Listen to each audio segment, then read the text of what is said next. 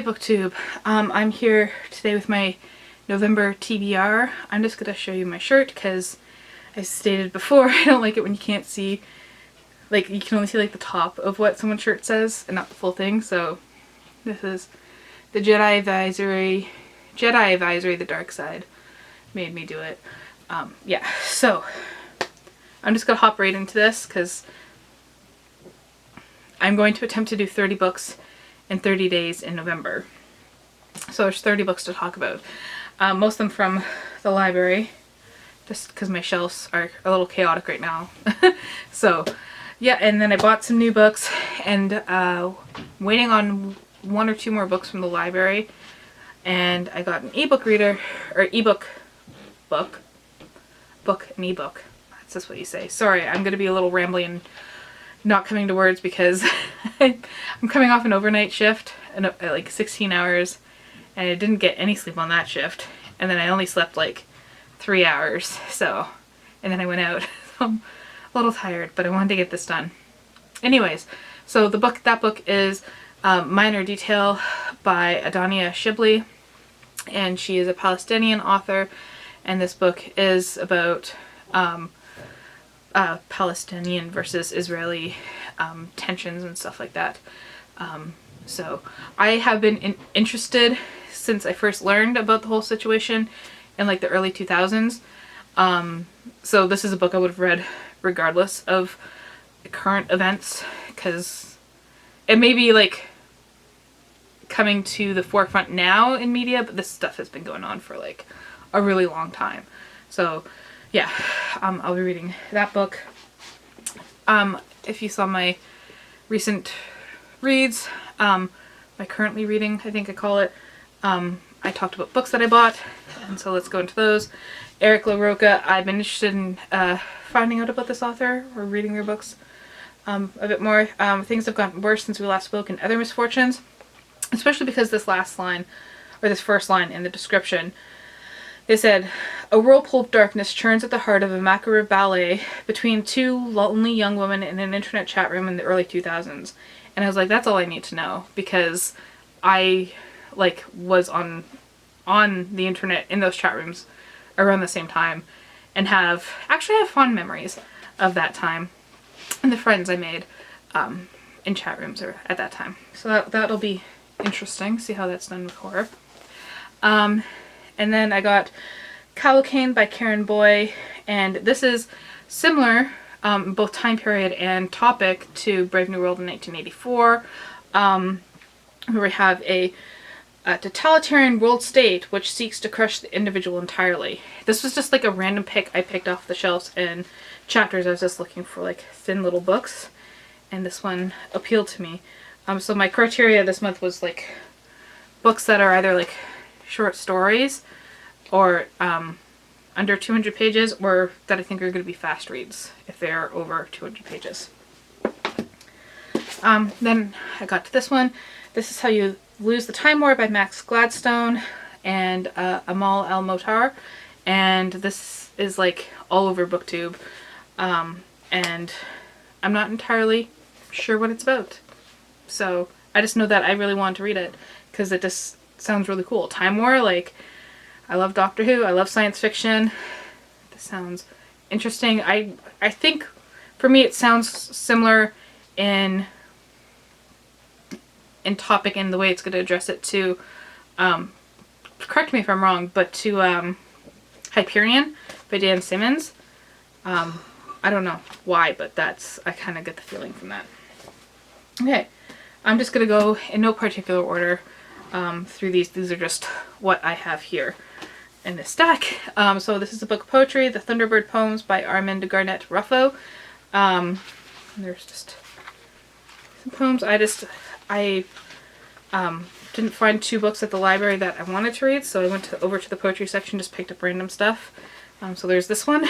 Yeah, poems. This one I picked up because it has a cat on the cover, and the author's from New Brunswick, which is where I live. This is Beck and Call by Jenna Lynn Albert, and they are actually Acadian, so that's pretty cool. Then I have to have one book about religion. I don't have to, it's just something that I do. So this one is White Evangelical Racism by Anthea Butler, and I'm very interested in evangelism and like fundamentalism and stuff like that. Not in becoming fundamentalist myself, but in like looking at it and studying it. So this is going to be interesting. It's a nice short book too. Then I got People Change by Vivek Shraya. And have I read anything by Vivek Shraya? I feel like she's such a like prominent person in Canada that I just feel like I have read stuff by her before, but maybe I haven't. So this is a nonfiction about people changing. We have another book on religion, Spiritualizing Politics Without Politicizing Religion, James R. Price and Kenneth R. Melchin. Yeah, I'm not sure who Sergeant Shriver is, but this is interesting, talking about the how religion and politics are playing out, especially in the U.S., and how our religion should inform our politics without the way that it's going currently, if that, like, with like Republicans and far-right nationalism and far-right Christianity and that kind of stuff. Okay, then I have Eastern Standard Tribe by Cory Doctorow. I've read a few books by him and I've enjoyed them. And this is about people who are they work all over the world. Like there's a team from all over the world and they're like assigned a time zone. So like no matter what time of the day it actually is where they are, it is always the same time for the whole group of people. If that makes sense.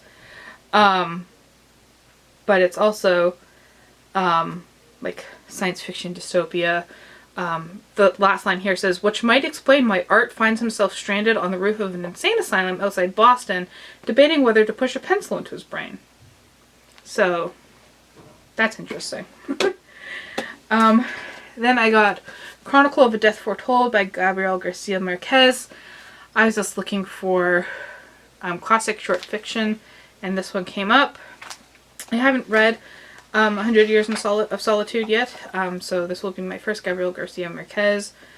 3 people are joined in a fatal act of violence. I don't know. I don't like knowing a lot about books when I go into them. Breakfast at Tiffany's is like the #1 recommended book when you're looking up novellas, and I still haven't read it, despite doing a similar project like this almost every year. So I don't know anything about this besides there was a movie with Katharine Hepburn. I haven't seen the movie either. So yeah, that'll be interesting. Then I got Comfort Me with Apples by Catherine M. Vellante, and this is another book that just kept coming up on recommendations. It's only 103 pages. I think it's horror. Yeah. But it's also like fantasy, I think. I'll find out. I just know it's another popular recommendation. This one is, let's just admire the beauty of this book. And like the inside, this is not paper. This is like, there's stickers from the library there, but it's like, it's cloth. It's like a silk on the inside. It is a very nice book. The title of this book is The Bridge of San Lorenzo by Thornton Wilder. I have been slacking on classics, so I decided to pick this one up. And it's interesting. Like this book, it looks like quite sizable, but I think it's only 148 pages. So like, I think this one is longer. This one's 178. It's interesting. Just something I noticed. Okay. I decided to continue on with Murderbot. I think I may have read this. I can't remember where I was in the Murderbot Diaries. It's not going to harm me to pick it up again. In fact, I'll love it. I know I've read the first 2 for sure. I can't remember if I've read the third one yet or not. So this is the third Murderbot Diaries. It's about this almost robot android thing that is designed as like a security robot, but it's hacked its brain somehow, mother drive, whatever it's called, you know. I'm so good at explaining this. It's now not just sentient, but it has free will. And it's doing stuff, and it's fun and entertaining. So yeah, this is the third book in the series. Another third book in the series, this is Beneath the Sugar Sky by Seanan McGuire, and this is the third book in the Wayward Children series. And that began with, oh gosh, what was the first one? Every Heart a Doorway. And I love that book, and I really enjoyed Down Among the Sticks and Bones as well. So I'm going to continue on with it. So I got this book. This is quite interesting here. When Rinny lands with a literal splash in the pond behind Eleanor West's Home for Wayward Children, the last thing she expects to find is that her mother Sumi died years before Rinny was even conceived. So that sounds like it's going to be an interesting approach. This book, The Last Days of Roger Federer and Other Endings by Jeff Dyer. I always want to say Geoff when I say that, and I know it's not right. I know it's Jeff, but like, I just want to say Geoff. Anyways, I got this one because my dad loves tennis and likes Roger Federer, and the title just kind of stuck out to me.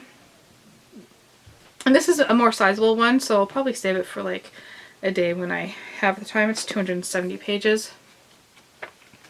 But this first line kind of describes what it's about. How and when do artists and athletes know when their careers are coming to an end?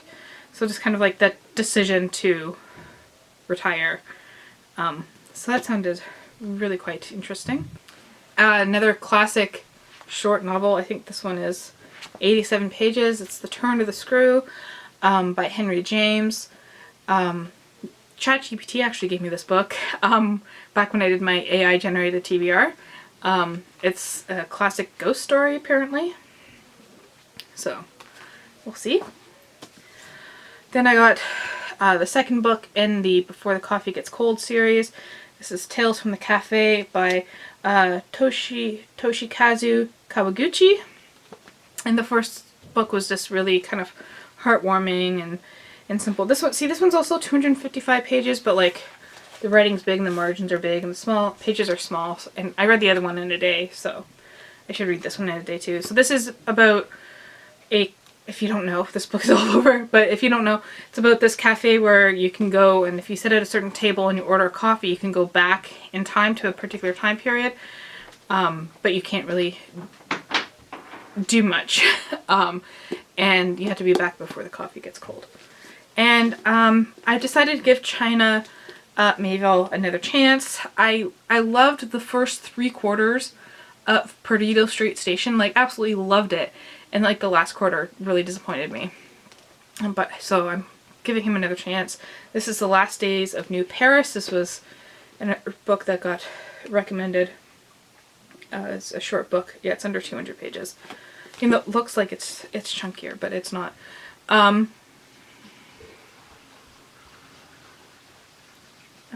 Entwines true historical events and people with his daring, uniquely imaginative brand of fiction.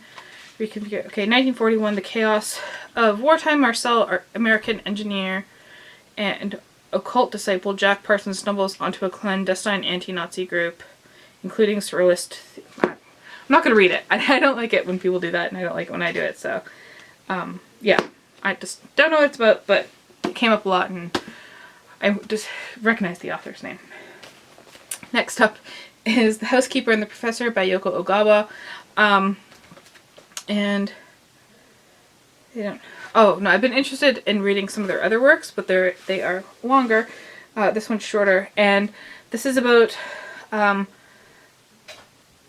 professor who has memory issues, and the housekeeper who comes in and kind of develops this relationship with him. So that's interesting. I worked a lot in my previous job with people with dementia, so and Alzheimer's. So that will be interesting. Then I got Sula by Toni Morrison. I've been wanting to read another Toni Morrison since I read Beloved, and this is a nice short one coming in at 174 pages. And I don't know what it's about. Traces the lives of two black heroines from their close-knit childhood, womanhood, ultimate confrontation, reconciliation. It's Toni Morrison. That's all. I just need to know her name. I don't need to know anything else. This one I've been wanting to read for a while. This is The Test by Sylvain Neuvel. I've read 2 out of 3 of his, I can't remember what the series is called. They find the giant robots, mech robots fighting type thing. Yeah. And so this is about the British citizenship test, but it's like a dystopian, I believe. This is a longer one, but when I saw it, I kind of wanted to get it. So this is Tripping Arcadia by Kit Mayquist, and it is, yeah, it's like 350 pages. So I don't know if I will get to it, but I kind of wanted to get it on my radar to read. It's been likened to Mexican Gothic, and I really liked Mexican Gothic. So she's an assistant to a family doctor, and she finds out like mysterious things about the family. So then I also picked up some easier books because, you know, 350 pages versus like, how many pages is this? I don't think they're even 194 pages, and they are like illustrated text and stuff like that. So this one will be like an easier read. Yeah. So this is Trixie and Katya's Guide to Modern Womanhood. Trixie and Katya are drag queens, and I'm guessing this is going to be like humor. Lots of humor. You as a human person. So yeah, we'll see that. And then I got some graphic novels because that's always handy to have when you're trying this challenge. So I picked up this one. I don't know how to pronounce that. Basquiat, a graphic novel. This is by Paolo Parisi. This is a biography of the artist Basquiat. I'm sorry. So I just really liked the colors in there. I'm going to continue my journey with Yoshihiro Tatsumi's manga, and I can't show you the cover because it is inappropriate. I'll show you the back cover. Here it's manga geared towards adults. It's from the 1970s. This edition is called Goodbye, a volume of his work. And here's a page I can show you. And he kind of talks about like the working class, poor people, and the different issues that they have. But he can be quite graphic in his drawings, so that's why you have to be careful showing to the camera there. And then I got this one, After Lambana by Eliza Victoria and Mervyn Malonzo. Myth and Magic in Manila. This is, oh, that's kind of cool. Graphic novel based in the Philippines. I used to work with a lot of Filipino. Oh God, that was a very disturbing scene. Sorry. I have to again double check that it is safe to share. Yeah, so I picked that up. And then I got this one, Run Bongu Run by Byung Jun. And this is, oh wow, that's really cool. Sorry, that's really good art in there. And there's some like full pages there. This is about a young boy in Korea. They're from a poor isolated area on the beautiful sea. I thought the kid goes missing somehow. I don't know. We'll find out when I read it. And then I have a few books coming in from the library on hold. I just have them written down here because lack of sleep. I can't really remember. Oh, I have Exit Strategy, which is would be the 4th book in the Murderbot series coming in. And this one might or might not come in. Because I think I'm like 2 or 3 in line for it. And our library does 3 weeks hold, but I think it can also, you can also hold it for 6 weeks, so it might be like, I might not even get it till next year. I don't know. And it's A Psalm for the Wild Built by Becky Chambers, and if that doesn't come in, I'll find something to read. I think that's 31 books altogether anyways. So we'll see. We'll see what happens. So yeah, that is my November TBR. Let me know what you plan on reading in November. I am going to go lie down. And thank you for watching.